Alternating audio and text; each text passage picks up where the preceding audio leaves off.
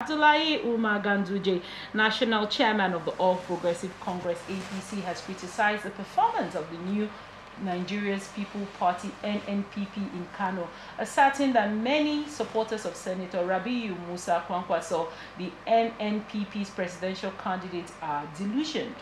Ganduje made this statement during a dinner organized by the 8th and 9th APC Kano State House of Assembly Forum to honor prominent party figures. Represented by the Kano APC chairman Abdullahi Abbas, Ganduje accused Kwankwaso of exaggerating his popularity in Kano. It surprises me when Rabiu Kwankwaso claims he has the people's support. Without our internal issues during the last election, he wouldn't have achieved any success in Kano. Today, even his loyalists are full of regrets. Kwankwaso is no longer relevant, and even the governor seems unaware of the state's challenges, Ganduje declared. The APC chairman emphasized the critical role of unity in reclaiming political dominance in Kano. Our success lies in unity. God has already shown his support for us. The current administration has failed Kano, and we are ready to take over.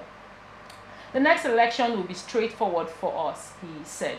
Adding his voice to the call for unity, the Minister of State for Housing and Urban Development, Yusuf Abdullahi Atta, noted that disunity remains the only obstacle for the APC in Kano. Winning elections isn't our issue. If one were held today, we have no doubt about our chances. Unfortunately, God did not grant us victory in the last elections. Let us remain united and prayerful. The current state leadership has failed and the people are unhappy, Atta remarked. The event held in honor of APC stalwarts like Right Honorable Rabiu Alasan Rumo, Labaran Abdul Madari, and Bafa Baba Danagudi was a moment of reflection and celebration for the party. Dignitaries, including the Deputy Senate President, Senator Baru I. Jubrim, represented by his Chief of Staff, Mohammed Ibn Abdullah, joined other national and state APC leaders at the dinner. What do you think of this? Yes, first, Ganduje is trying to rally up the members of the APC in Kano because before that election in 2023, they went into the election as a divided house. During the primaries for who would fly the flag of the APC in the governorship election in Kano.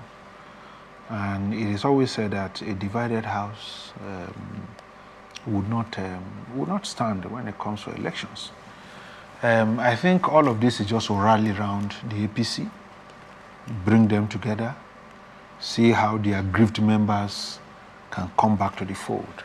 I think why saying that, he also mentioned something that about a few persons, I wrote an article once to say that we need to understudy them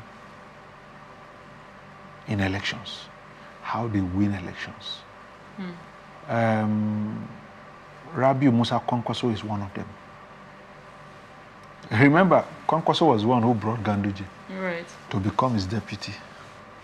And when he was leaving, he pulled the hand of Ganduje to say Ganduje would replace him. Same way in River State, crisis happened. Ganduje left the party. Kwankwaso left the party, created his own party, defeated the governor. The Kwankwaso movement, people need to study people how. I read a lot. I didn't see to say, this is why we love this man. This is the development he has able to bring to Kano. Because if you match Ganduje's achievement and his boss, Kwankwaso is his boss, achievement, you are going to rate Ganduje more. In terms of physical infrastructure in Kano, give it to Ganduje. But how is, what's his name now? Kwankwaso able to win elections over and over again.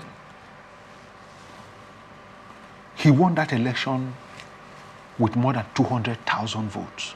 It's not a child's play. In an opposition, a governor in power has almost a two-thirds of the state assembly, has all APC members as senators and all, defeated all of them. He didn't just defeat Ganduje's man who wanted to become governor. He defeated the state House of Assembly members, the senators, produced senators for is it NNPP, NNPL, or what's their political party name? So I think Ganduje is one person that we need to clearly understudy. Buhari is one of them. If Buhari's name is on the ballot for an election in the north, he will win. And sometimes you now wonder, how? What exactly? And so Ganduje, for me, he really clearly needs to understudy. He was a deputy to Kwankwaso. But he thinks Kwankwaso has lost his relevance now. It's not of him to say. It is the data that will show. What is the data before us that will show? It's the election that just left. That's how politicians count their popularity. But he says it's because they had a divided house. That's why. That's an excuse. Until you are able to turn around the failure of your 2023 elections in Kano, then I start to believe you. Now, it is okay for him as the national chairman of the PDP, I mean the APC, to be able to rally around his own home state, to be able to bring back all of their aggrieved members. So, he's right to say what he has said. But the data currently with us is that Ganduje has more members in the State House of Assembly. Kwankwaso from the NNPL or something, their political party, won the majority in the State House of Assembly, won the majority in the Senate, won the seat of the governor. That is the data with us. Any other thing that Ganduje says, for me, is irrelevant.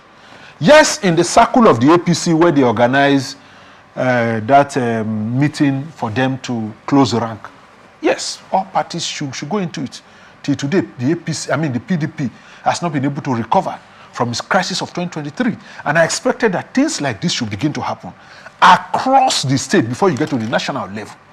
That states members of a political party who are aggrieved from the last elections, you are able to bring them back, you are able to close the rank, you are able to bring them to say that, look, whatever that has happened has happened. Who is going to say sorry, and all. Bring all members back, because you needed people to win an elections. You don't need a divided house to win an election. So I think that on that position, Ganduje is right, and is already looking at 2027. Remember his statement here in Rivers State where he said they will win back the bricks house in Rivers State.